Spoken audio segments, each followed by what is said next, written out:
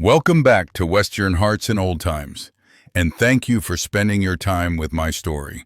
You are listening to a tale from the American frontier in the late 1870s, a time when law arrived slowly, fear traveled fast, and ordinary people were often forced to make choices that would follow them for the rest of their lives. In the Arizona Territory, sometime between 1877 and 1879, the nights could turn cruel without warning.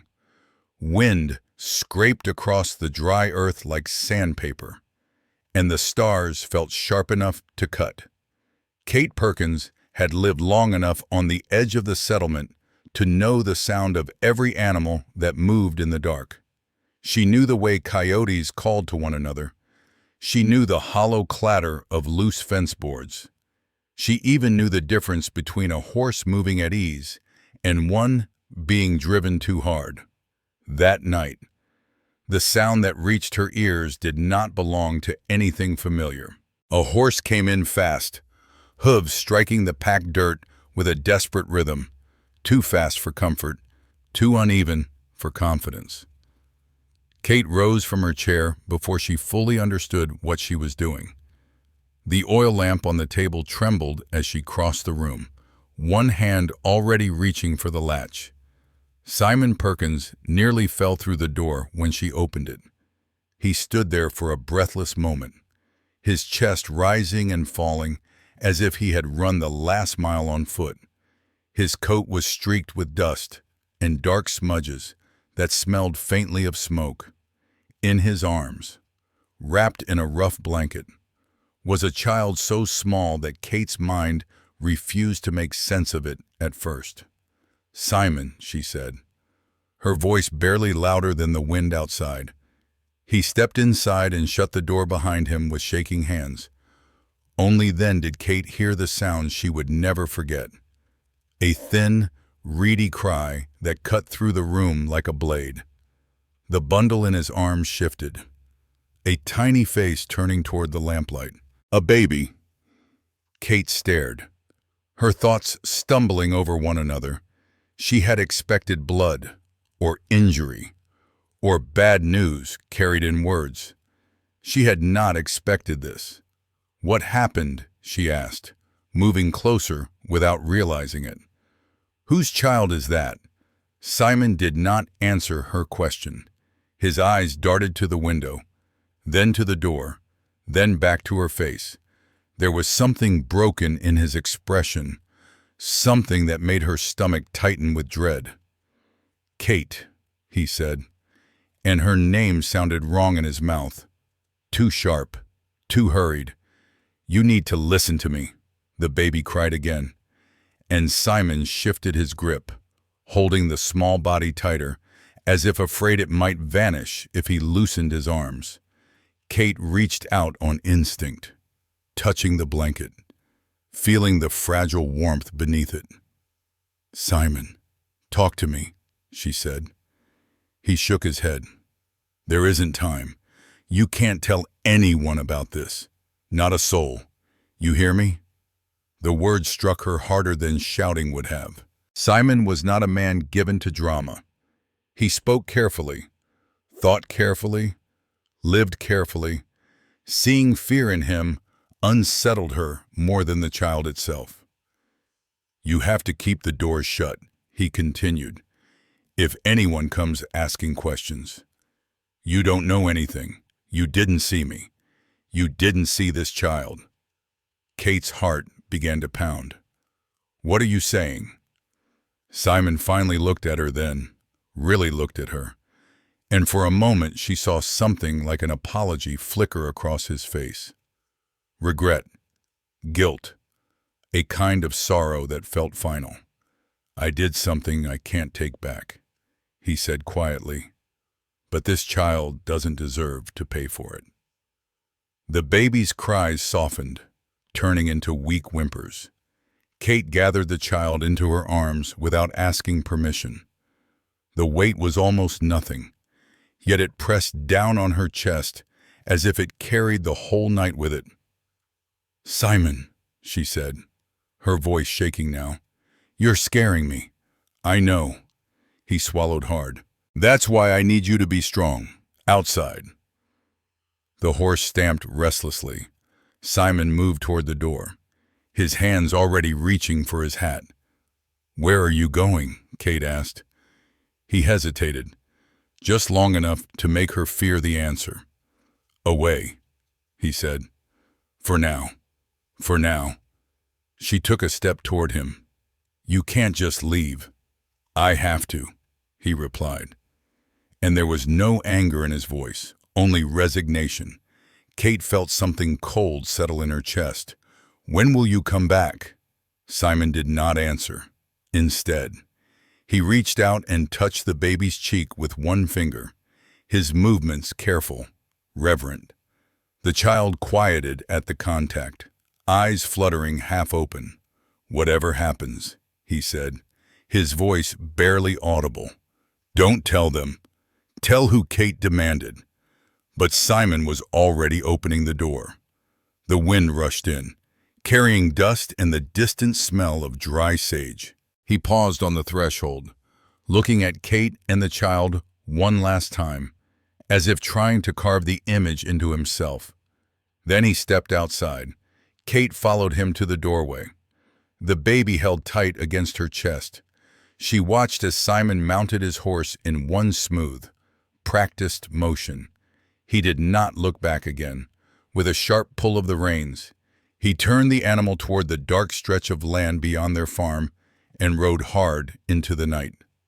The sound of hooves faded quickly, swallowed by distance and wind.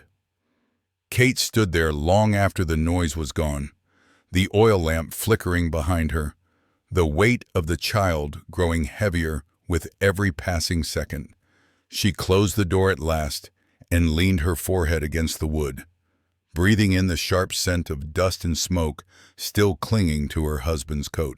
All she knew was that the world she understood had ended the moment her husband placed that child in her arms, and whatever lay ahead would demand more of her than she had ever been asked to give. Morning came slowly, as it often did in the Arizona territory, with light seeping in like an unwelcome witness. Kate Perkins had not slept. She sat at the small kitchen table with the baby bundled against her chest, listening to the thin sounds of dawn, the creak of the house settling, the distant lowing of cattle, the wind easing after a restless night. The child had quieted some time before sunrise. His breathing was shallow but steady, each small rise and fall pressing itself into Kate's awareness. She had counted those breaths through the night, afraid that if she stopped paying attention, the fragile life in her arms might slip away as suddenly as it had arrived. Only then did the full weight of what Simon had done begin to sink in. This child did not belong to her. He did not belong to the life she knew, the narrow routine of chores, seasons, and waiting for her husband to return from patrol. And yet, Simon had left him here, as deliberately as if he had signed his name beneath the act. Whatever he had seen, whatever he had done, he had chosen this house as the place the child would survive. Kate rose at last, her muscles stiff and aching. She warmed milk on the stove the way she remembered her mother doing years ago, her hands moving on instinct while her mind stayed fixed on the image of Simon's face in lamplight haunted, apologetic, afraid. Don't tell them, he had said. She did not know who they were, but she knew enough to understand the warning. In a settlement like theirs, secrets did not belong to individuals. They belonged to anyone willing to twist them into something useful by mid-morning. The sound of hooves approached again. Kate froze, the cup trembling in her hand. For a heartbeat, hope flared irrational and fierce that Simon had come back, that the night had been some terrible misunderstanding. She crossed the room and peered through the narrow window. The rider was not her husband. Wallace Denton sat tall in the saddle, his posture easy, confident, as though the land itself owed him obedience. He was not alone. Two other men waited farther back along the fence line, their horses shifting lazily as they talked among themselves. Kate's breath caught in her throat. She laid the baby gently in the wooden crate she had lined with blankets, sliding it beneath the table where the shadows were thickest. The child stirred, but did not cry. Kate pressed her palm briefly to his small chest, then straightened her back and went to the door. Wallace did not bother to remove his hat when she opened it. "Mrs. Perkins," he said, his voice measured, almost gentle. "I'm sorry to trouble you." Her heart hammered, but she kept her expression still. "What is it?" His eyes flicked past her shoulder, scanning the interior of the house with open familiarity. Kate shifted subtly, blocking his view. "There was trouble last night," Wallace said. "Your husband was with us." The words fell into the space between them, heavy and final. Kate felt her knees weaken. She reached for the doorframe to steady herself. "Where is he?" Wallace exhaled slowly, as though carrying a burden meant only for him. There was an encounter. Apache. It happened fast. Kate shook her head, a soundless denial forming before she could stop it. "No, I'm afraid so," he continued. "Simon didn't make it." The world narrowed to a ringing silence. Kate heard her own breath, sharp and uneven. She slid down against the doorframe, her body folding inward as the meaning of his words took hold. Wallace crouched slightly, placing a hand on her shoulder. His touch made her flinch. "He died doing his duty," he said. "Protecting this settlement. Protecting you." She did not remember crying, only the sensation of being hollowed out from the inside, as if something essential had been torn away and taken with him, somewhere beneath the table. The baby stirred again, and the sound cut through her grief like a blade. Wallace rose. "If you need anything," he said, already stepping back toward the porch, "you let us know." Kate nodded numbly. She did not trust herself to speak.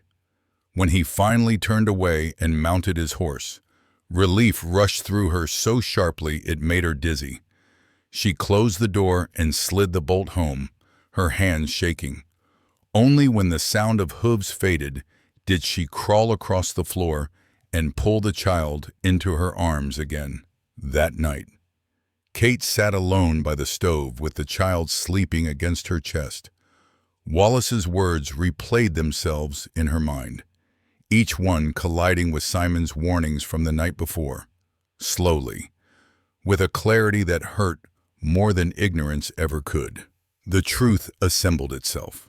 Simon had not died because of Apache. He had died because he refused to become the kind of man he rode beside. The realization settled over her like ash. She understood then why he had not explained, why he had not stayed. He had died protecting her and the child, in that world. Truth was not a shield, it was a liability. Kate looked down at the child, tracing the curve of his cheek with her finger. He was darker than she was. His hair lay thick and black against his forehead. Anyone with eyes would see what he was. And yet, Simon had trusted her with him. Kate Perkins made a decision that would shape the rest of her life. She would say nothing. She would ask no questions that demanded answers she could not survive. She would raise this child quietly, carefully, and keep him hidden from a world that would not hesitate to destroy him. She named him Reuben, just because it was a name that could pass unnoticed, spoken softly in a place where survival often depended on being overlooked. Outside, the desert cooled under a rising moon. Inside the small house at the edge of the settlement, a woman kept her silence and held fast to a promise made without words, unaware that somewhere beyond the reach of lamplight, another man was already walking back through the ashes, searching for what had been taken from him. Eski returned to the valley at dusk, moving the way he always did when he came home from a long hunt quietly, alert to the shape of the land, reading the air before he trusted it. The day had been long, but not unkind. The land had given what it often did when treated with patience. He had thought of his wife as he walked, of the way she would smile when she saw the meat, of the small sound their child made when lifted from his cradle. From the ridge above the camp, he knew something was wrong before he saw it clearly. The birds were gone, not scattered, gone. The kind of silence that settles only after violence.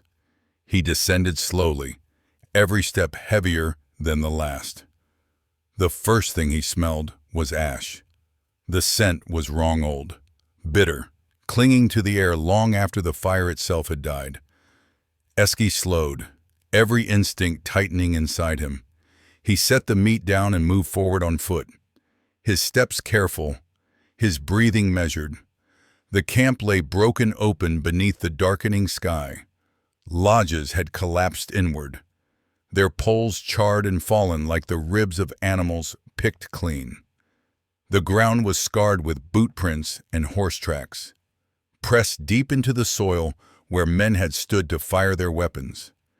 Eski moved through the wreckage without speaking, his breath measured, his face carved into stillness. He found the bodies where they had fallen, women he had grown up beside, elders who had taught him which plants could heal and which could kill, children who had learned to walk between those lodges. They lay scattered, some burned, some shot as they ran. The smell of blood mixed with smoke, old enough now to have cooled, but still sharp. He found his wife near what had been their shelter.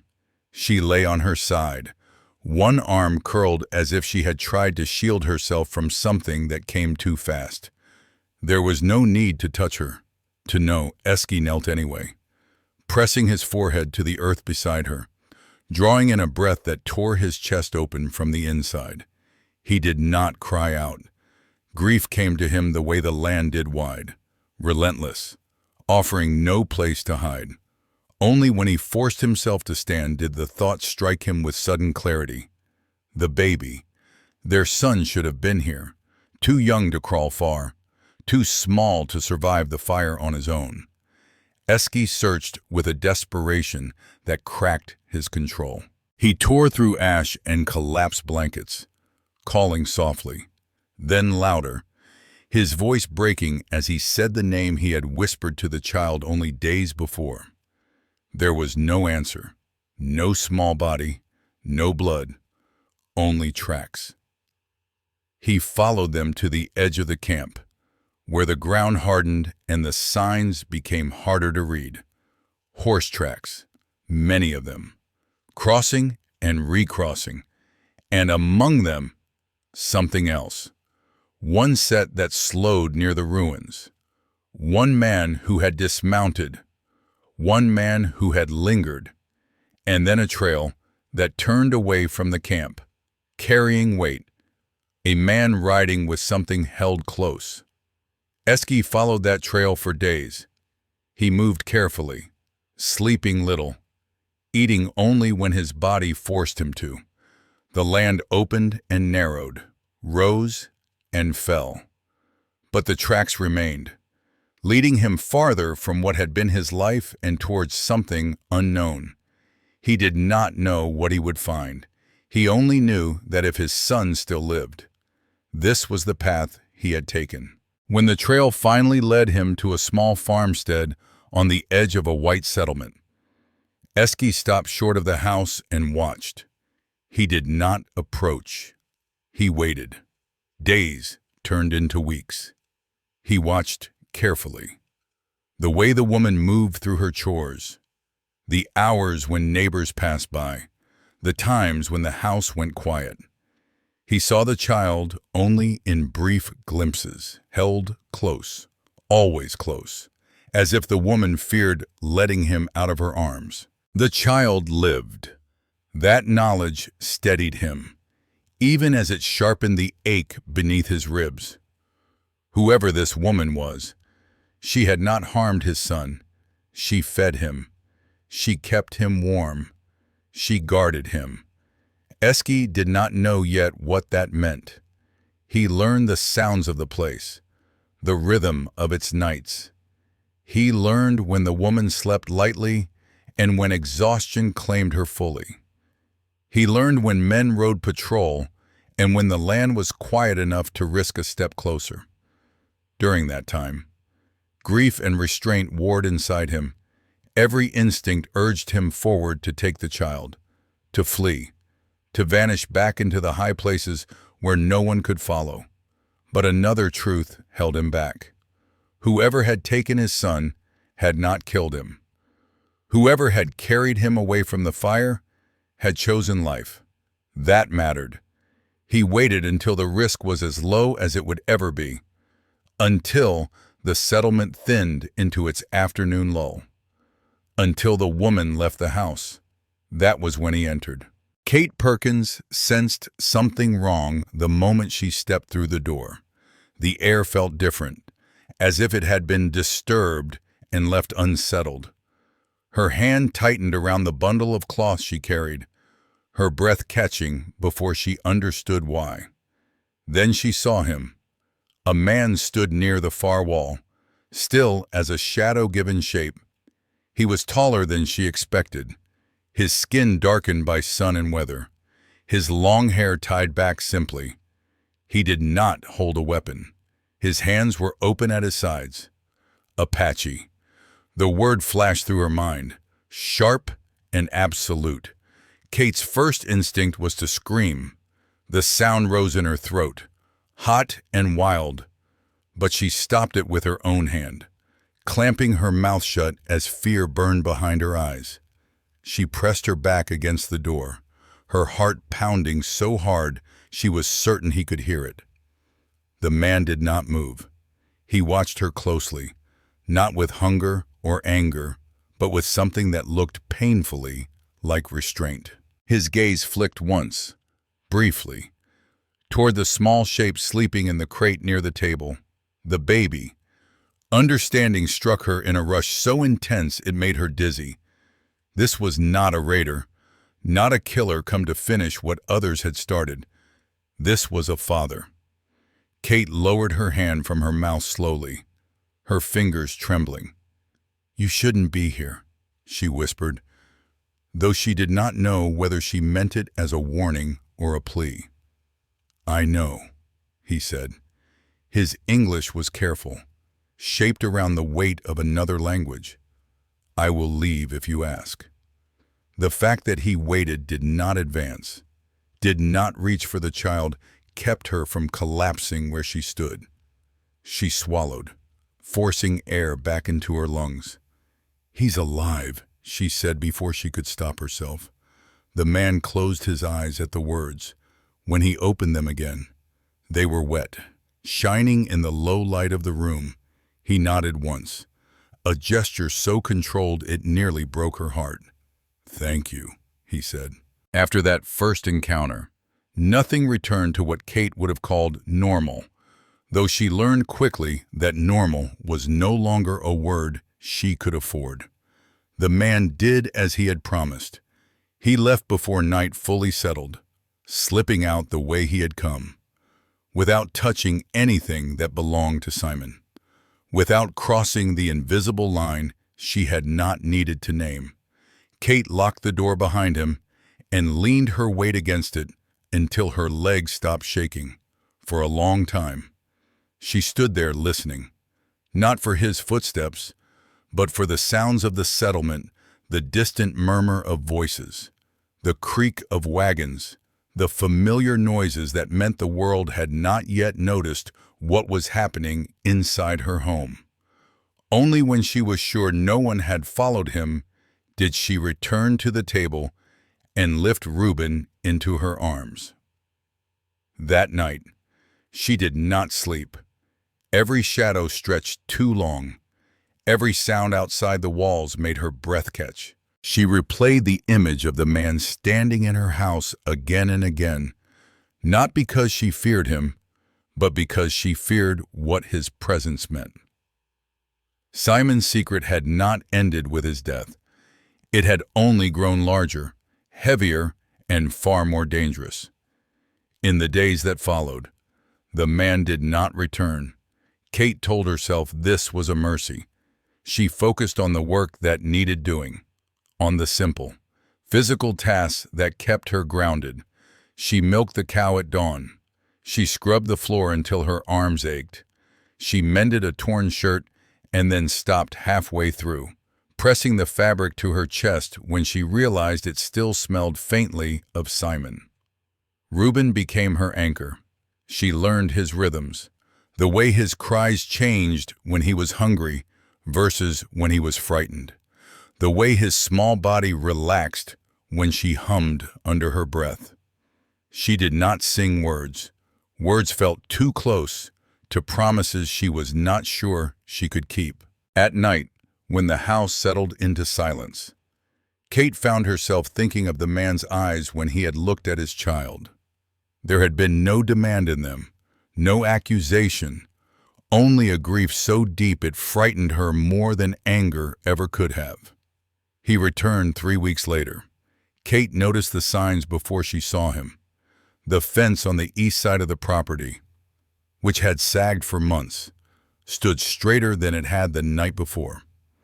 A small stack of firewood appeared near the back of the house, neatly cut, dry, and placed where it could not be seen from the road. She did not acknowledge these things aloud that evening. As dusk thinned the air and the settlement quieted, she felt the now familiar shift in the house. She opened the door herself this time, stepping back without being asked. He stood just inside the threshold, his posture careful, his hands visible. He did not move farther in. "I won't stay long," he said. She nodded. "That's better." They stood in silence while Reuben slept against her shoulder. Kate watched the man watch his son, noting how he kept his distance, how he did not reach out even when the child stirred and whimpered softly. "You can look," she said finally, surprising herself. His breath caught at the permission. He knelt where he was, lowering himself to Reuben's level without crossing the room. The movement was slow, deliberate, as if he were approaching something sacred. "He has your eyes," Kate said before she could stop herself. The man smiled then, just briefly. "His mother's mouth," he replied. The word mother was spoken with reverence and pain in equal measure. Kate felt a sharp twist in her chest and turned away, busying herself with the stove. She did not ask his name. She did not offer her own. Names felt too intimate, too permanent. Over the following weeks, a pattern formed. He came only when it was safe. He never knocked. He never stayed long. Sometimes he brought things, a small bundle of herbs wrapped in cloth when Reuben coughed through the night, a strip of cured meat left on the back step without explanation once. When Kate woke to the sound of rain and fear clenched her stomach at the thought of a leaking roof. She found the loose shingles repaired by morning. They spoke little. When they did, it was almost always about the child. What he ate, how he slept, whether his fever had broken. Kate noticed that the man listened with an intensity she had rarely seen in anyone, as though every detail mattered because it was all he had left. She also noticed what he did not do. He never touched Simon's chair, never picked up his tools, never crossed into the small bedroom Kate still could not bring herself to enter without bracing her hand against the wall. That restraint unsettled her more than intrusion would have. "You don't have to be so careful," she said once, her voice sharper than she intended. He looked at her, confusion flickering across his face. "Yes," he said quietly, "I do." Kate understood then that this was not politeness. It was respect. He knew whose life had been lost so that his child might live, and he would not pretend otherwise. That understanding changed something in her. It did not make her less afraid. If anything, it made the danger feel closer, more real. The settlement was small. Eyes noticed patterns. Wallace Denton passed her house more often than before, his gaze lingering on the windows, his questions turning sharper. "Everything all right out here?" he asked one afternoon, his smile never reaching his eyes. Kate forced herself to meet his gaze. "It's been quiet." "Good," he said. "Quiet is safe." That night, she lay awake listening to Reuben breathe and wondered how long quiet could last. When the man came again, she did not send him away. Instead, she sat on the floor across from him, the baby between them, and spoke the truth she had been holding since the night Simon rode away. "My husband didn't die the way they said," she told him. He did not interrupt. "They killed him." She continued, her voice steady only because she had rehearsed the words so many times in her head. "The men who claim they're keeping this place safe." The man's jaw tightened, but he did not speak. "He saved your son," Kate said, "and they killed him for it." Silence stretched between them, heavy and sacred. When he finally spoke, his voice was rough. "He died as a father," he said, "not as a coward." Kate's breath shuddered out of her. She pressed her hand to her mouth. The grief she had kept contained finally breaking through. She did not turn away when Eski saw her cry. From that night on, what bound them was no longer just a child. It was the shared knowledge of what had been taken from them, and the understanding that if they were to survive, they would have to do so together quietly, carefully, and with a courage neither of them had ever planned to need. Kate learned, in those months, that keeping a secret was not a single act. It was a discipline. It demanded attention the way hunger did, the way grief did. You did not forget it, even for a moment, not even when your hands were full and your heart was tired.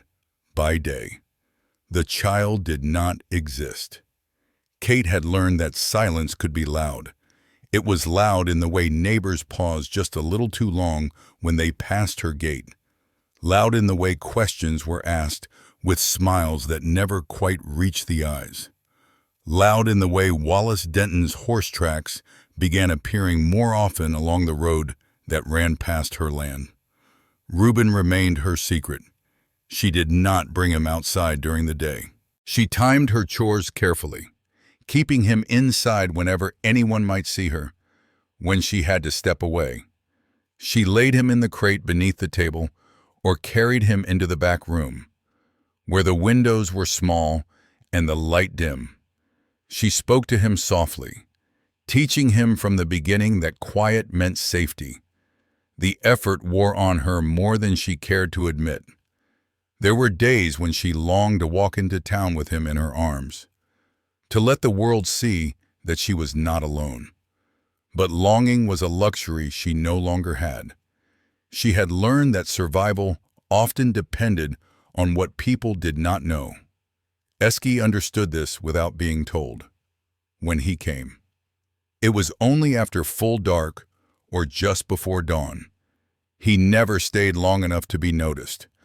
If voices drifted too close from the road, he vanished into the shadows without a sound.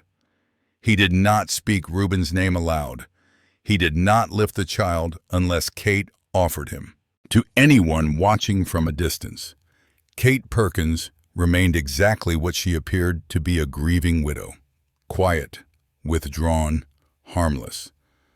But Wallace Denton was not fooled. He had begun to notice the smallest things. The way Kate bought more flour than one woman should need. The way her fire burned later into the night. The faint cry he once thought he heard when he passed too close to her house after dark. He told himself it was nothing. Still, he began to ride by more often. One afternoon, as Kate hung laundry behind the house where it could not be seen from the road, Wallace appeared without warning at the edge of the yard. His presence made her stomach tighten instantly. "You're keeping busy," he said, dismounting slowly. "I have to," Kate replied, keeping her voice even. "Simon always said work was the best way to keep grief from eating you alive." Wallace studied her for a moment. That sounds like him.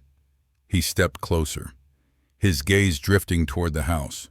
Kate shifted her position without thinking, placing herself between him and the door. "Hard place for a woman alone," he said. "You managing all right?" "I am," she answered. "I don't need much." "That's so." His smile was thin. "Because people have been talking." Her pulse quickened. "About what?" "About how careful you've become," Wallace said lightly. "Careful can look like hiding." "Kate." The use of her name felt deliberate, intimate in a way that made her skin crawl. She met his gaze and held it. "I don't owe anyone an explanation for how I grieve." For a long moment, Wallace said nothing. Then he chuckled softly. "No, I suppose you don't." But his eyes did not leave her face. That night, Kate did not light the lamp. She sat in near darkness with Reuben pressed against her, listening to the wind move through the grass. Fear crept in around the edges of her thoughts, whispering that Wallace was not a man who let suspicions go unanswered. When Eski came later, she did not wait for him to speak. "He's watching?" she said. "More than before." Eski nodded. "I know. You have to stay away," she added quickly. "If they see you, if they even suspect." "They already suspect something," he said quietly. "They just don't know what." Kate closed her eyes. "Then we have to be more careful." At that moment, the sound of multiple horses reached her ears before she saw them. Through the narrow window, she counted 6 riders approaching her home, their pace unhurried, confident. At the front rode Wallace Denton. Kate lifted Reuben and held him close, her mind racing. The child was still her secret. As long as they did not see him, there was still a chance. Outside, hooves slowed. Someone dismounted. The sound of a boot striking her door followed immediately after, hard. The second blow splintered the wood before Kate had time to move. The door gave way with a sharp crack, swinging inward as Wallace Denton shoved through it, his shoulder still driving forward as if he expected resistance. The sound tore through the house, echoing off the bare walls. Dust fell from the beam above the frame. Reuben startled in her arms, his breath hitching as he began to cry. Kate did not scream. She stepped back instinctively, turning her body so that the child was shielded against her chest, her spine pressing into the table behind her. 6 men filled the doorway and the narrow room beyond it, boots tracking dirt across the floor Simon had built with his own hands. Their rifles were slung, not raised, not yet. Wallace straightened slowly, brushing wood chips from his coat. His eyes swept the room, then fixed on Kate. For a moment, he said nothing. His gaze lingered on her arms. On the way, she held the bundle too tightly, too protectively. "Well," he said at last, a thin smile cutting across his face. So it wasn't just grief after all. Kate felt the room tilt. She forced herself to keep her voice steady. "You had no right to break into my home." Wallace laughed softly. "We had every right. We're on patrol." His eyes flicked to the men behind him. They did not look at Kate. They looked at the floor, the walls, anywhere but her face. Colin Mercer stood slightly apart from the others. His jaw clenched, his hands flexing once at his sides before he stilled them. Wallace took another step forward. Reuben cried louder now, his small body trembling. Wallace's expression shifted not to surprise, but to satisfaction. "Where did you get it?" he asked. Kate swallowed. "It's none of your business. Everything out here is my business," Wallace replied. "That's the trouble with widows. Folks forget to keep an eye on them." A movement at the far side of the room drew his attention. Eski stepped out of the shadows near the back wall. He had been there the entire time, positioned so that he could reach Kate if Wallace lunged. Now he stood fully visible, his hands open, his posture calm but coiled with purpose. The air in the room changed instantly. One of the men sucked in a sharp breath. Another shifted his rifle higher on his shoulder. Wallace's smile widened. "Well now," he said. "There you are." Kate felt a surge of cold clarity settle over her fear. This was the moment Simon had tried to delay. This was the end of the careful balance she had held for months. Wallace looked from Eski to the child in Kate's arms, then back again. "I knew you were hiding something," he said.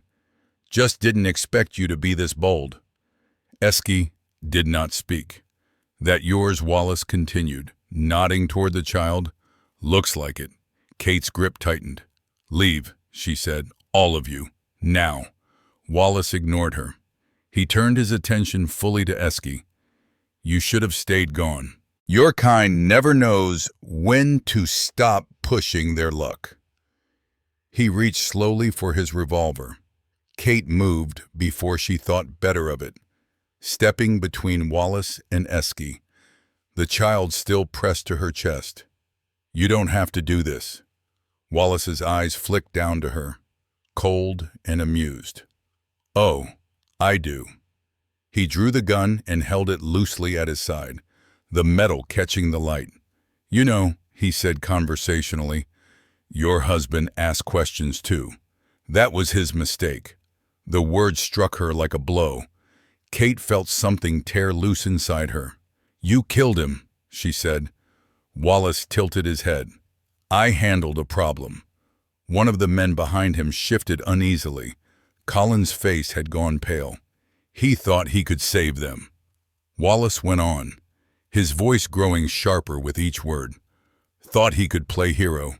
Men like that get others killed." "He saved a child," Kate said, her voice breaking. "That's all he did." Wallace shrugged. "Same difference." Kate stared at him, seeing him clearly for the first time, not as a protector, not as a leader, but as something hollow and hungry that wore authority like a disguise. "He trusted you." Wallace's smile vanished. "He betrayed us." The gun came up. Everything happened at once. Colin Mercer moved first. "Wallace," he said sharply, "enough." Wallace didn't look back. "Stay out of this." "This isn't what we do," Colin said. Louder now. "She's a white woman. That's a baby." Wallace laughed, harsh and sudden. "That baby's a problem. Same as the man behind you. Same as her husband was." He raised the gun fully. Eski shifted his weight, ready to move, even knowing it would likely cost him his life. Kate felt his presence at her back like a steady wall. Colin stepped forward again. "Put it down." Wallace turned on him then, fury flashing across his face. "You want to join him?" For a heartbeat. No one moved. Then one of the other men reached out and grabbed Wallace's arm. The room erupted into chaos. The gun went off. The shot tearing into the ceiling beam above Kate's head, sending splinters raining down. Kate ducked instinctively, curling around Reuben as hands collided, boots scraped, and bodies slammed into one another. Wallace shouted, swinging the revolver wildly. Someone struck his wrist. The gun clattered to the floor. Colin lunged, tackling Wallace around the waist and driving him backward into the table. Esky moved then, not toward Wallace, but toward Kate, pulling her back, away from the struggle. He positioned himself between her and the men, his body a shield. It took all 5 of them to subdue Wallace. When it was over, he lay on the floor, face twisted with rage, his arms pinned behind him, rope biting into his wrists. The room smelled of sweat, dust, and gunpowder. Silence followed, broken only by Reuben's frightened cries. Kate sank to her knees, her arms shaking as she held the child. She looked up slowly at the men who had just saved her life. They could not meet her eyes. Colin knelt and picked up the fallen gun, setting it carefully on the table, far from Wallace's reach. His voice was hoarse when he spoke. This isn't what we signed on for." Wallace spat blood onto the floor. "You're making a mistake." Colin ignored him. He turned to Kate. "We knew about your husband," he said quietly. "Not all of it, but enough." Kate closed her eyes. The truth no longer surprised her. "We should have stopped him," Colin continued. "We didn't. And that's on us." Outside, the horses shifted nervously. Colin stood and met Kate's gaze at last. "You need to leave, all of you, tonight, if you can." Kate looked down at Reuben, then back at Esky. The choice was no longer theoretical. It was immediate and absolute. She nodded once. Colin exhaled. Relief and shame tangled together. "We'll take him in," he said, gesturing toward Wallace, for Simon. Wallace laughed bitterly as they dragged him toward the door. "You think this makes you good men?" No one answered him. The house fell silent again, broken and exposed. Kate held Reuben close and leaned into Esky's steady presence. The moment Colin Mercer spoke the words, Kate understood that whatever happened next would not be hers to witness. Kate did not watch them take Wallace away. She did not witness Wallace's punishment. She gathered only what she could carry. There was no time for sorting, no room for sentiment. A blanket, a small sack of food, Simon's coat, folded once and tied behind the saddle. Kate did not look back at the broken door. That house had already become a place of secret and fear. Staying would only turn it into something worse. Esky waited outside. He understood that leaving was not only a journey across land, but a severing of roots grown deep into grief and memory. Kate rode behind Esky, her arms wrapped around Reuben, her face pressed briefly into the child's hair as if memorizing the feel of him against her. As the distance grew, a strange clarity settled over her. Simon had been given something she had once believed impossible. Not life returned, not forgiveness, but acknowledgement. His death had not been erased or disguised. It had been named. That knowledge did not lessen her pain. Grief remained, sharp and enduring. It lived in the spaces Simon once occupied, in the life that would never unfold as she had imagined. But grief no longer owned her future. Esky rode with a quiet steadiness, his presence solid and unassuming. He had lost everything once already his home, his people, his wife. Now he carried the weight of protecting what remained. Kate saw that burden clearly and did not turn away from it. By morning, word had already traveled through the settlement, shaped and reshaped by fear, rumor, and the careful omissions of men who needed to protect themselves. What remained constant was this: a white man had been murdered, a patrol leader, a husband, a citizen. That was enough. There was no trial worth the name, no careful weighing of truth. The men who had once ridden beside Wallace now stood on the other side of the rope, determined to prove perhaps to themselves more than anyone that they were not like him. Wallace was judged for killing Simon Perkins, only that. No one spoke of the Apache camp. No one counted the women or the children who had died in the fire. No one questioned whether the patrol had ever truly been about protection. Justice, they called it. This story reminds us that doing the right thing does not always bring safety, reward, or recognition. Simon's courage cost him his life. Kate's compassion forced her into silence and exile. Eski's restraint did not erase his loss or bring justice to his people. Yet none of these choices were meaningless. It also speaks to the strength of empathy. Kate did not save the child because it was easy or safe. She saved him because her humanity demanded it. Eski did not respond with revenge, but with patience and responsibility, choosing protection over hatred. They protected a child. They refused to let cruelty have the final word. The lesson for all of us is clear. You may not be able to change the world, but you can change the life in front of you. And that is how real courage is measured.